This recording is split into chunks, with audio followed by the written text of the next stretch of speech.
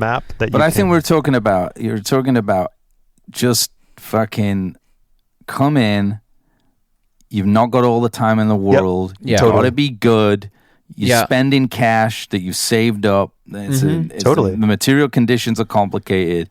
Led Zeppelin made Led Zeppelin 1 in one day. So just it can be done. No one knows. Name a record that's famous that took a year to make. I don't know.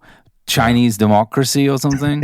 Name some records that took less than 10 days that you know of. Totally. The list is endless. Well, that's what I was going to say. The 60s they were really good at being efficient. You were talking about Spectre, and that's when all the greatest records were made. And then the 70s is when that bloated kind of thing started to happen. Some cool stuff, People had money. They started giving artists too much freedom. Yeah, Asylum Records stuff. And that's when a lot of the shit starts to get a little bloated, a little bit cheesy, a little too much. And then it went on and on through the 80s, obviously. But now we're at this point that we kind of, like you say, Trevor, with home recording and everything, people have an infinite amount of time and tracks and whatever. So that is a good rule. And it isn't your friend. No, that's really not your friend. We've all experienced this, I feel. Millions of times. Yeah. Literally, everything we're talking about here I've done it too. I've only speak to it because I've made these mistakes. Me too. Like literally last week. Yeah. So I'm trying to, this is like self-help for me. Yeah, recording an album is not in a studio with people, is not a place you go to get bogged down on ideas with an infinite amount of time to like experiment forever. It's a place that you go to get something, to finish something together and make the tough calls as people, you know. And if you want to be, in my opinion, if you want to be a producer, you should try and get good at figuring out how long something is going to take before you start making it, because you can figure that out. And that's part of making it fun for everybody. It should all be fun. It should all be about making the experience awesome. Music can be fun. Definitely. I feel like we've got to do a part 3 of this. Oh, we're going to do a part 3 and 4. I got a lot of words written down here I didn't even get to. One being MIDI and where you guys stand on it. I think with it, again, like we need to make a clear distinction that we're talking about heritage revival here. We're talking about a clear, we're like defining, and within that landscape, it's very hard to understand how those two places would interact. Yeah, exactly. Play the thing, I think. Play the thing. That's kind of where I was getting at. All instruments have to be played by humans. It sounds like an insane thing to say. It is. But it's like, just like a literal truth. Yeah, it's so much. If you're using, I mean, I've definitely worked with groups that are like the music. that are like electronic, lean. Different genre. Different genre. That stuff's cool. But what I'm saying is, like, even on like a beach house record or something, like they are employing all the same stuff that we're talking about. And that's why it's awesome. Yeah, for sure. Yeah. It's all, nobody's on the grid.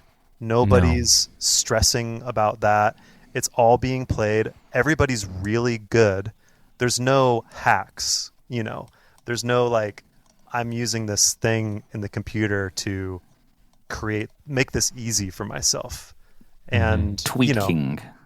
Tweaking so, that. So I want to talk about comping a lot. Let's talk about it. Let's do it. Let's sign off with comping for this one, because I feel like, I kind of want to hear what you're going to... I'm kind of into it. I just think over comping's a big problem, and a big when you get down into the swamp of and this relates to this relates to Trevor's seeing the music, like seeing the waveform kind of thing. Yeah. When a singer can see they're singing in waveform form, it really can get dangerous. And then they're pointing. Yeah, they're pointing saying this one. Because it looks that one. Yeah. Yeah. Its colors are involved. Colors do get involved. One, yeah. I like that. And I was like, no, that was the purple one I played you. Oh, well, No one's listening. It gets to a point that there's no listening anymore. You're just looking at them. And I know this because you can't hear it anymore. You're like, Because then you play it and you're like, oh, I didn't know I had that part of the playlist soloed. So actually, we just listened to the same word again. Yeah, you just don't even. And you said it was. Well, better. how many times in those situations has it been like someone's been like, listen to this thing, and I've done it too, and you listen to it, and then you find a problem with it, and then you accidentally don't fix it and listen back with everything in it. It's like, yeah, it sounds good now.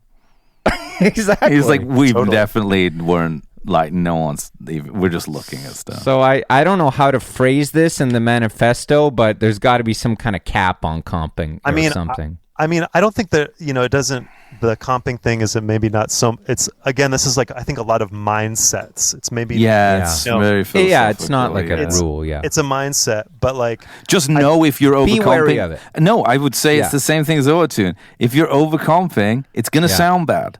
Yeah, totally. It's just going to sound bad because it's going to sound too. It's like it's going to sound. It's like when they make those like rugs and they they leave it. They leave a little bit of it broken. Like because to perfection is like egregious towards God because you're trying to do something that's impossible and it's sacrilege. Don't try and make it perfect. If your lead vocal track looks like a bag of M&Ms color-wise, maybe go back in and sing it again. That's maybe my favorite take of this whole episode so far. It's like all the colors of the rainbow. Or if you feel the need to render it to make it not look like that because it's stressing you out. Out of shame. Yeah. Can you render that before the guys come back in? Before the band comes out. Exactly. Maybe you should re-sing it. Just as maybe a little tip to people out there, and as part of the mindset of comping is,